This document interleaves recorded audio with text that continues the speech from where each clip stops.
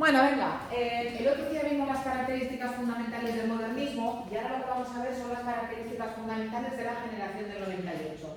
La generación del 98, bueno, esta es una foto real de la mayoría de los integrantes de la generación del 98, naturalmente estos señores, porque si habéis visto los vídeos, si habéis visto el vídeo anterior, mujeres no había, no es porque no las hubiera, sino porque, como ya hemos visto otras veces, la historia de la literatura las ha ido orillando, las ha ido dejando de lado, y ahora es cuando se está recuperando la labor de muchas de ellas. Ya os hablaré sobre todo cuando lleguemos al 27. Aquí tenéis un vídeo en el que se explican las características fundamentales de la generación del 98, lo podéis ver, es un vídeo de teoría. Mirad, de la generación del 98, antes de hablar de la generación del 98, me gustaría que reflexionáramos sobre lo que significa el término generación literaria, porque a partir de ahora vamos a hablar de diferentes generaciones literarias. Ahora vamos a hablar de la del 98, después vamos a hablar de la del 27. Cuando lleguemos a la literatura de posguerra, vamos a hablar también de la generación del 50. Generación era un término que no había aparecido en la literatura hasta ahora, en lo que hemos estudiado, pero es un término que tenéis que tener en cuenta. ¿Cuándo se considera que un grupo de escritores forman parte de la misma generación literaria? Para que un grupo de escritores formen parte de la misma generación literaria, tienen que tener unos años próximos en nacimiento. Es decir, dos escritores que si lleven 30 años no son de la misma generación literaria. Se considera que lo ideal es que los escritores que forman parte de una generación se lleven como máximo 15 años. Luego veremos si esto se cumple o no se cumple en el caso del 98. Los escritores, para formar parte de una generación literaria, tienen que tener una formación intelectual semejante, o que hayan ido a la universidad, o que sean autodidactas, o que hayan recibido formación por parte de algunos profesores concretos, que más o menos tengan algún nexo de conexión en su formación intelectual.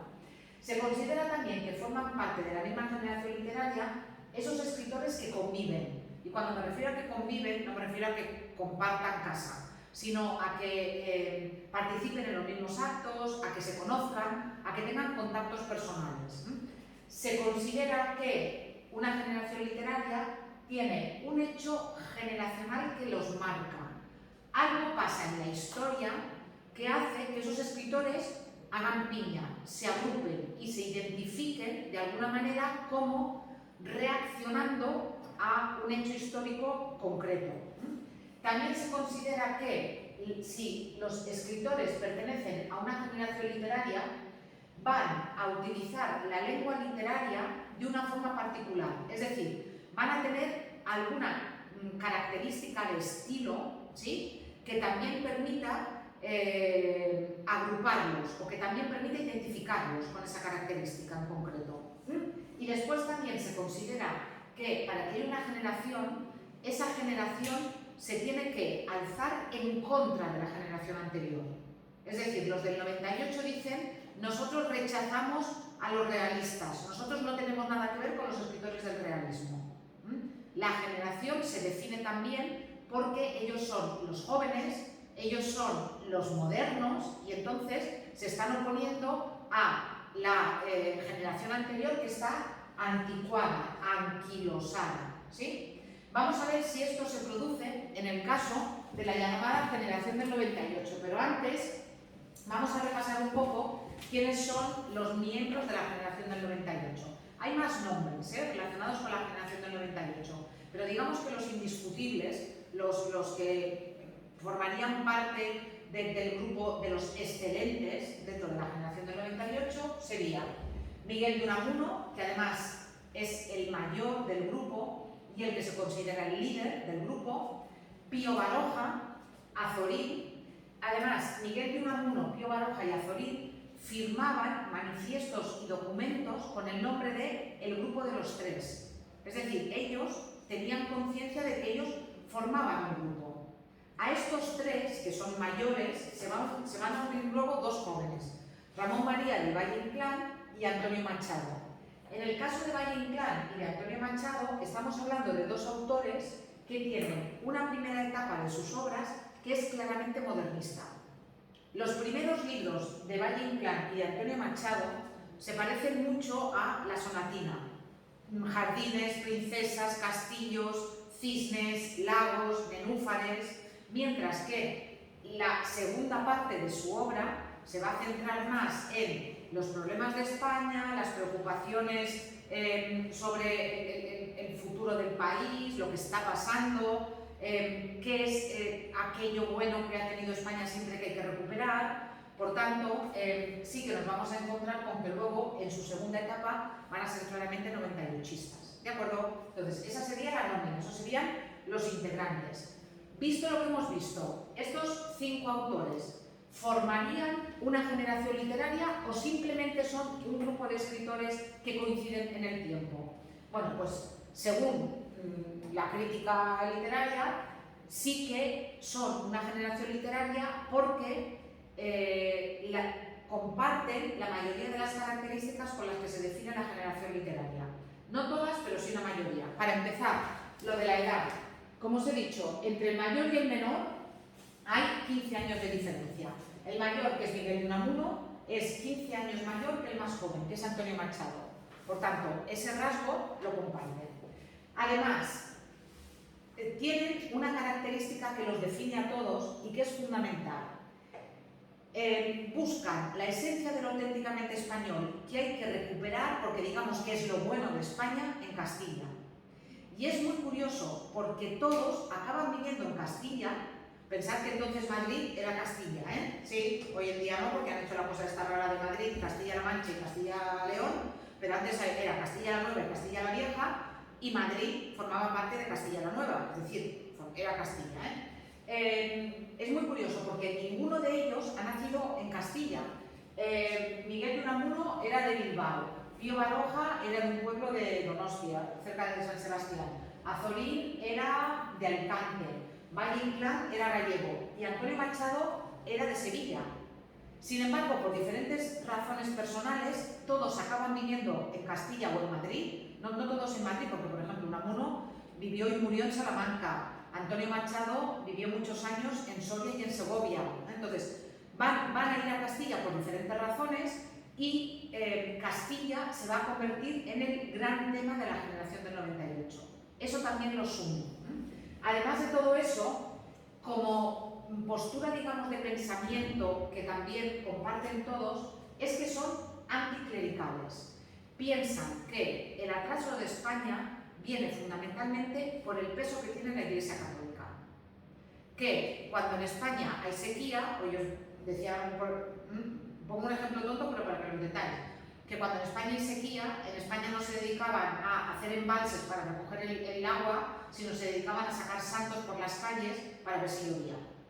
Evidentemente, ¿por qué? Pues porque pensaban que un santo iba a hacer un milagro, el santo no hacía el milagro y España no avanzaba. Y es muy curioso porque son anticlericales, pero por ejemplo, Miguel de Unamuno era muy creyente. Pero él, ¿qué pasaba? Que él quería recuperar la esencia auténtica de Cristo, del Nuevo Testamento. Lo de la pobreza, lo de cuidados unos a los otros, lo de ayudar al prójimo, y pensaba que la Iglesia se había alejado de esos presupuestos, ¿eh? O sea, no tenéis que entender como que son anticlericales que no creen en la Iglesia, que no creen en el cristianismo, en el catolicismo, sino que lo que pretenden es que la influencia de la Iglesia sea solamente para la fe, no para la política, y que la Iglesia de alguna manera recupere los valores auténticos que había tenido en su origen, ¿eh? Tienen preocupaciones similares. ¿Y cuáles son las preocupaciones similares que tienen? Las que tienen que ver con la pérdida de las últimas colonias y el adelgazamiento del peso de España en el orden mundial. España, que durante el siglo XVI, XVII, XVIII y hasta el XIX había sido una potencia colonial, que tenía colonias y que venían productos a la metrópoli de Cuba y de Filipinas y de Puerto Rico, de México antes, de Argentina, ha perdido ese poder y se ha convertido en un país europeo atrasado, pobre, corrupto y además se ha convertido en un país que no tiene ningún tipo de peso en el tablero político mundial. De hecho, cuando en 1914 los países europeos se dividan África, esta parte para Alemania, esta parte para Inglaterra, esta parte para Francia, España no le toca nada, porque ya no pinta nada en eso. Entonces, tienen preocupaciones similares y lo que quieren es regeneracionar el país, lo que quieren es cambiar el país. Unamuno dirá, hay que europeizar España. Unamuno lo pondrá en palabras y dirá: lo que hay que conseguir es que España sea un país al nivel de Europa. Además de todo eso, ya os he dicho que colaboran y se relacionan a través de los periódicos. El grupo de los tres, de hecho, firmaba manifiestos conjuntos, y ya sabéis también que les une el desastre del 98. ¿Cuál de todas las características que tenéis no acaba de cuadrar? La de la formación intelectual semejante. Aquí hay de todo. Aquí los hay que son autodidactas, que no han ido a la universidad. Unamuno, sin embargo, fue rector de la Universidad de Salamanca hasta el año 39. Antonio Machado estudió el bachillerato tardísimo, cuando también ya era adulto, aprobó oposiciones tarde y era también un poco, en fin, autodidacta. Pío Baroja estudió medicina y, desengañado de la práctica médica, montó una panadería en Madrid con su hermano. Ellos no hacían pan, tenían unos cuantos años trabajando, hasta que luego se dedicó a vivir de la literatura, pero tuvieron, su hermano y él, una panificadora. Ya os digo, muy variado. Esa sería la característica que no cumplirían. Pero sí que es verdad que tienen tantas características en común que se pueden considerar una generación. Además, a la hora de escribir, es verdad que va a haber diferencias, pero en general todos prefieren la narrativa, menos Antonio Machado, y además todos ponen por delante el contenido a la forma. Si tienen que decir algo directamente y claro, o decirlo bonito, van a optar siempre por decirlo directamente y claro. Ahora veréis algún ejemplo también de Pío Baroja. Mirad, el primer autor que os he puesto aquí, que es Miguel de Unamuno, que era este señor venerable. Aquí os pongo, no tenéis ningún fragmento de ninguna de sus obras, aquí os pongo simplemente una parte de su biografía, y aquí os he puesto un enlace a una película maravillosa. Si tenéis un día, 1 hora y 3/4, poneos esta película. Es la última película de Alejandro Amenábar y es una película que narra los últimos meses de la vida de Unamuno. Cuando estalla la guerra civil, cuando Franco da el golpe de Estado, Miguel de Unamuno es rector de la Universidad de Salamanca. Y Miguel de Unamuno, que había escrito muchos artículos en contra de la Segunda República, está también en contra de Franco. O sea, a él no le gusta la República porque piensa que está haciendo muchas cosas mal, pero tampoco le gusta el franquismo. Y entonces, bueno, tiene un enfrentamiento con el jefe de la Falange. La Falange era el partido único en la época de Franco. Y esta película narra justamente los últimos meses de su vida. Él murió el 31 de diciembre del año 36. Pensad que Franco da el golpe de Estado el 18 de julio. Y en esta película Unamuno justamente habla de esos años, de esos últimos meses de su vida, del enfrentamiento con Millán Astray, con el jefe de la Falange, y también de lo que les pasó a algunos de los amigos. Y es muy interesante porque en un momento dado de la película a Unamuno le dicen que han matado a Lorca, a Federico García Lorca. Pues hablaré cuando hable de la generación del 27, y eso también sale en la película. Es una película muy interesante, muy fiel desde el punto de vista histórico, y yo creo que os va a gustar. Entonces, si en algún momento tenéis, está subida por mí, entonces a lo mejor me tenéis que pedir permiso para verla, porque la tengo en un drive. No sé si os pedirá permiso o no, pero si la queréis ver un día, eso, 1 horita y 3/4, ya veréis que os va a gustar. Miguel de Unamuno era un hombre que era muy crítico con todo. Él, si no le gustaba algo, lo decía, y por eso durante la dictadura de Primo de Rivera estuvo también exiliado en Fuerteventura. Era un hombre que él no se casaba con nadie y criticaba lo de unos y lo de otros, que le parecía mal. ¿Qué le pasó? Que se ganó la enemistad de todos. En teoría, él murió de un infarto al corazón, pero últimamente han salido algunos estudios que dicen que probablemente murió envenenado. Que claro, entonces no hacían las autopsias como ahora, pero que probablemente murió envenenado porque era muy incómodo para el franquismo. Y por cierto, era mayor, con 70 o una cosa así. Si alguna vez vais a Salamanca, cosa que yo recomiendo porque es una ciudad preciosa, y vais a la Universidad Antigua, a la Universidad Vieja de Salamanca, dentro hay un patio y se conserva todavía la casa donde vivió Unamuno, que ahora es una casa museo. Y está la cama de Unamuno. Cuando uno ve la cama tan pequeña, entiende por qué Unamuno y su mujer tuvieron como 11 hijos. No lo entienden. O sea, entre que Salamanca hace mucho frío y que la cama era muy pequeña, están sus libros, y está también, tiene una vitrina llena de papiroflexia. Él era un genio haciendo figuritas de papel. Y ya os digo, es muy recomendable ir a Salamanca porque es un sitio precioso y la Casa de Unamuno, pues eso, es especialmente interesante. Ya os digo, un personaje muy particular por eso, porque se ganó la enemistad de todo el mundo porque no se casó con nadie. Va, aquí tenéis la película y si en algún momento la veis, yo creo que os va a gustar. Bueno, de Pío Baroja es este señor también, que nació en San Sebastián, y este es el que os he dicho que estudió medicina, pero que después de estudiar medicina y de ejercer como médico en Albacete, que entonces también era Castilla, o era Murcia, no me acuerdo si era... No, perdonad, en Albacete no, en Ciudad Real. Entonces también en Castilla, él ejerció como médico en Ciudad Real. La práctica médica y las condiciones en las que trabajaban los médicos ya entonces le parecieron tan horribles que dejó la medicina después de haber hecho la carrera de medicina. Y dentro de sus novelas, él publica muchísimas novelas, fue un escritor luego muy prolífico cuando dejó la panadería y la medicina. Tiene su obra más importante, que probablemente es esta, se llama El árbol de la ciencia, y el protagonista, que se llama Andrés Hurtado, tiene muchos puntos de contacto con la propia vida de Pío Baroja.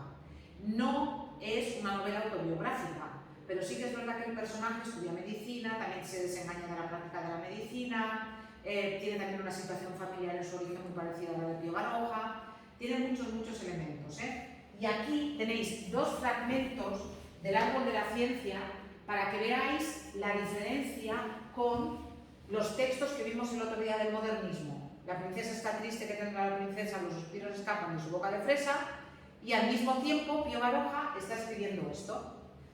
Son dos personajes del árbol de la ciencia que hablan sobre la posible guerra contra Estados Unidos. Sabéis que España perdió Cuba y Puerto Rico en una guerra relámpago contra Estados Unidos, porque España no quería dar la independencia a Puerto Rico y a Cuba, pero Estados Unidos quería convertirse en el país dominante en Cuba y en Puerto Rico, de hecho lo consiguió, y lo que quería era que España les diera la independencia, y como España nos dio la independencia, pues hubo una guerra.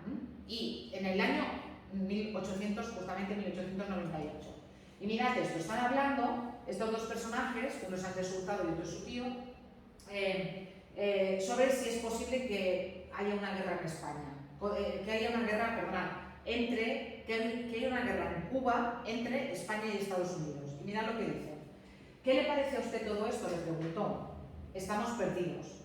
Pero si dice que estamos preparados. Sí, preparados para la derrota. Solo a ese chino que los españoles consideramos como el colmo de la candidez, se le pueden decir las cosas que nos están diciendo los periódicos. Hombre, yo no veo eso. Pues no hay más que tener ojos en la cara y comparar la fuerza de las escuadras. Tú fíjate, nosotros tenemos en Santiago de Cuba 6 barcos viejos, malos y de poca velocidad. Ellos tienen 21, casi todos nuevos, bien acorazados y de mayor velocidad. ¿De manera que usted cree que vamos a la derrota? A la derrota no, a una cacería. Que fue efectivamente lo que pasó. Y un poquito más adelante, en la misma novela, nos encontramos con eso. Y dice, a los pocos días de llegar a Madrid, Andrés Hurtado es el protagonista de la Árbol de la Ciencia. Se encontró con la sorpresa desagradable de que se iba a declarar la guerra a los Estados Unidos. Había alborotos, manifestaciones en las calles, música patriótica a todo pasto. En todas partes no se hablaba más que de la posibilidad del éxito o del fracaso. El padre de Hurtado creía en la victoria española, pero en una victoria sin esfuerzo. Los yanquis, que eran todos vendedores de tocino, al ver a los primeros soldados españoles dejarían las armas y echarían a correr. Esto decía el padre de Andrés Hurtado. Los periódicos no decían más que necedades y bravuconadas. Pierde España la guerra, y ahora viene la reflexión de Andrés, una vez ya se sabe que España ha perdido esta guerra relámpago. Y dice, Andrés le indignó la indiferencia de la gente al saber la noticia de la derrota. Al menos él había creído que el español, inepto para la ciencia y para la civilización, era un patriota exaltado, y se encontraba que no. Después del desastre de las 2 pequeñas escuadras españolas en Cuba y en Filipinas, todo el mundo iba al teatro y a los toros tan tranquilo. Aquellas manifestaciones y gritos habían sido espuma, humo de paja, nada. Y efectivamente la vida continuó y el sistema español se fue corrompiendo y se fue degenerando cada vez más. ¿Veis que esto no tiene nada que ver con la sonatina? Está escrito en prosa, está escrito de una forma muy clara, de una forma a veces casi vulgar. Ese chino, eso es engañar a la gente como a los chinos, o sea, no se puede decir, pero bueno, está escrito de una forma casi dejada, porque lo importante es el mensaje y lo importante también es trasladar cuál era la realidad que estaba viviendo España en aquel momento. ¿Sí? Venga, el otro autor del que os quiero hablar de la generación del 98 es Antonio Machado. Antonio Machado, del cual tenéis un retrato aquí, es un ejemplo de estos autores que empiezan primero dentro del modernismo. De hecho, su primera obra, el primer libro de poemas que publicó se llamaba Soledades, luego lo amplió y se llamaba Soledades, Galerías y otros poemas.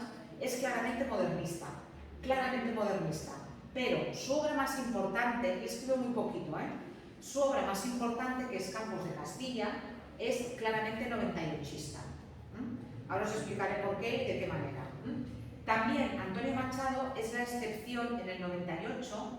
¿Por qué? Porque él originalmente es poeta, él escribe poesía, no escribe narrativa como los otros autores de la generación del 98, pero le preocupa España, tiene el tema de Castilla clarísimamente, comparte muchas de las características con los de su movimiento, se conocen, etc. Pero sí que es verdad que es el poeta del grupo. Unamuno también escribió poesía, es más conocido por la prosa, pero también escribió poesía. Mirad, Antonio Machado nació en Sevilla en el año 1875, no importa que recordéis el año, ni que nació en Sevilla, pero como curiosidad os contaré que nació en el palacio de la duquesa de Alba, no de la duquesa, de su padre. ¿Os acordáis de la duquesa de Alba, la mujer aquella que tenía el pelo rubio, frito? Esa que os mueve el labio, Vale, pues su padre tenía un secretario, una persona que llevaba los papeles y todo eso, y vivía en el palacio de las dueñas de Sevilla.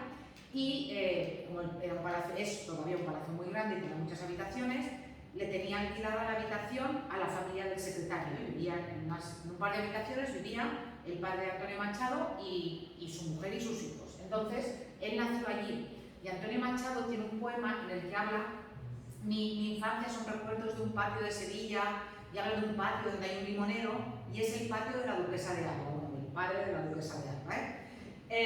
También el caso de Antonio Machado, cuando se habla de que la guerra civil española separó a hermanos y que muchas veces se mataron hermanos contra hermanos, no es que Antonio Machado se matara con su hermano Manuel, pero sí que desde el principio del golpe de Estado y en la guerra, Antonio Machado estuvo claramente del lado de la República y su hermano Manuel estuvo claramente del lado de los franquistas.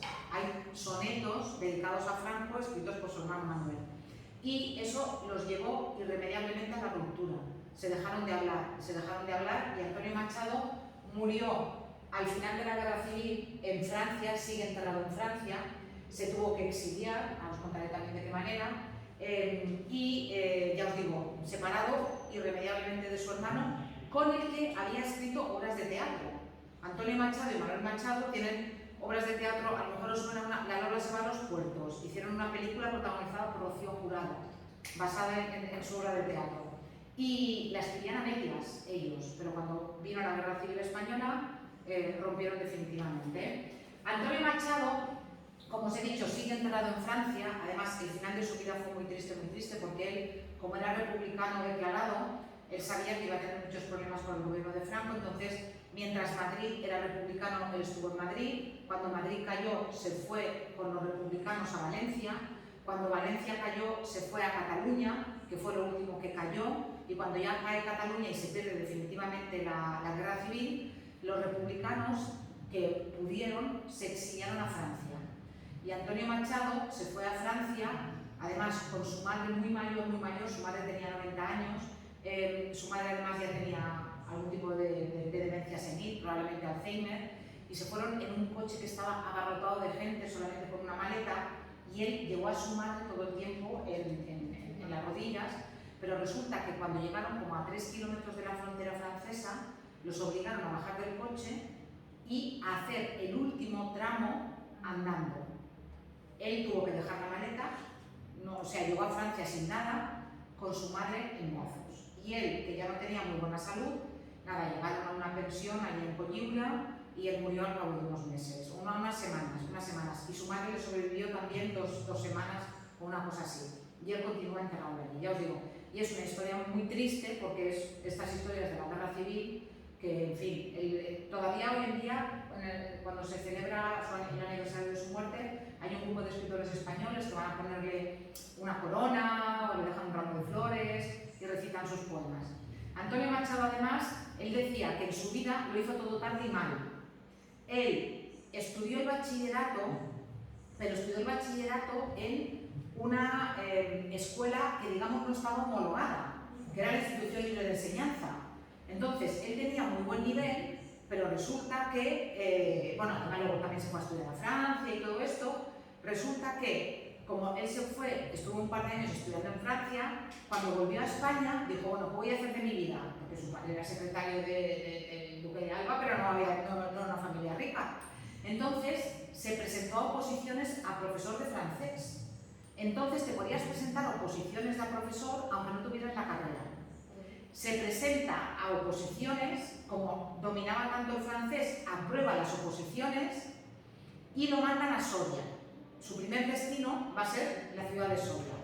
Y mientras él está destinado en Soria, va a hacer dos cosas. Una, la carrera de Filosofía y Letras, cuando ya tenía casi 40 años, ¿sí? Y además se va a casar en Soria. Él, cuando va a Soria, resulta que en lugar de estar en un piso por su cuenta, se va a una pensión. Eso era muy típico en los hombres hace décadas, ¿eh? ¿Por qué? Porque si te ibas a una pensión, normalmente a casa de una familia, y te lavaban la ropa, te cocinaban, y no tenías que encargarte de nada, y lo que tenías era básicamente una habitación. Entonces, él se va a Soria y resulta que los dueños de la pensión tienen una hija, que se llama Leonor. Y Antonio Machado y Leonor se enamoran perdidamente, pero perdidamente. Y Antonio Machado y Leonor se casan al cabo de 2 años. Él llega a Soria, está en la pensión, y se casan al cabo de 2 años. Pero también al cabo de muy poco tiempo, al cabo como de 1 año y medio, ella enferma muy gravemente de una tuberculosis.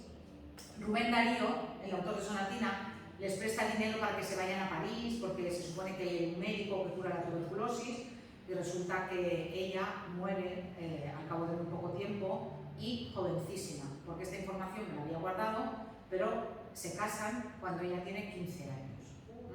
Cuando ella tiene 15 años, ya lo voy a enseñar. Y él tenía 39. Él tenía 39. Ahora os voy a enseñar una foto de boda, para que la veáis. Hoy estaría en la cárcel, ¿eh? Hoy estaría en la cárcel. Pobre niña. Sí. Bueno, yo tenía un profesor de la universidad que era un animal, y el profesor de la universidad decía, la reventó. Ya os digo que mi profesor era un animal. Mirad, esta es ella. Esta es la foto de la boda. O sea, esta... Ay, a ver si encuentro la foto. Ahora. Esta es la foto de la boda. Este es él en la boda y esta es ella. Es que es una niña. No hace mucho encontraron la partida de nacimiento de ella y la fecha está manipulada. O sea, hay quien dice que cuando se casaron no es que tuviera 15, que tenía 13 cuando se casaron. Porque la fecha se ve que está tocada. En fin, ya os digo. No, pero es que además lo más curioso de todo es que fue de verdad una historia de amor. O sea, no fue un matrimonio concertado. Antonio Machado no tenía dinero, no es que digas es que la casaron. No. Ni era especialmente guapo, ni era conocido, había publicado un libro de poemas, pero no era un autor importante, y por lo visto fue un matrimonio por amor. Y él, cuando ella después muere, ya os digo, murió con 19 años, cuando ella muere, él no se vuelve a casar ya, y va a ser siempre Leonor. Y por eso es tan importante para él el tema de Castilla, y por eso su obra más importante es Campos de Castilla. ¿Por qué? Porque para él, ya os digo que él era sevillano, para él la experiencia de Castilla está unida a la experiencia de enamorarse perdidamente.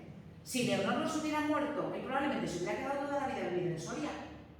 Pero ese amor tan grande hace que él asocie Castilla, en este caso Soria, con Leonor. Os podéis imaginar cuando después Leonor muere, él pide el traslado. Le dan traslado, está en Segovia, y luego también acaba en Madrid, ya os digo, ya durante la Segunda República. Mirad, Campos de Castilla, que es este libro de poemas en los que aparece Leonor, ¿sí? Es un libro que está dividido en dos partes. En la primera parte, Leonor está viva. Y entonces Antonio Machado descubre el paisaje castellano junto a ella. Y cuenta leyendas de Castilla y todo eso, pero digamos que es una parte en la que él está deslumbrado por la belleza de Castilla, porque está completamente enamorado. Por lo que yo entiendo, no tienen hijos ni nada. No tuvieron hijos, no. Y la segunda parte, cuando empieza la segunda parte, Leonor está muerta. Entonces, el tono cambia por completo. Y el poema que marca el final de la primera parte es este que tenéis aquí. El poema este que tenéis aquí de A un olmo seco, es el último poema de la primera parte. El viernes lo comentaremos, para que veáis de qué forma trata el tema, porque esto está muy relacionado con la enfermedad de Leonor. En teoría está hablando de un olmo, está hablando de un árbol, pero en realidad está hablando de ella. Después del tercer libro de poemas que publicó, no sé si os suena esto de caminante no hay camino, se hace camino al andar, caminantes son tus huellas, el camino y nada más. ¿A qué os suena? Vale, pues estos son unos versos famosísimos del tercer y último libro de poemas de Antonio Machado, que ya os he dicho que escribió muy poquito. Vale, venga, pues nos quedamos aquí, el próximo día terminamos con A un olmo seco y ya está.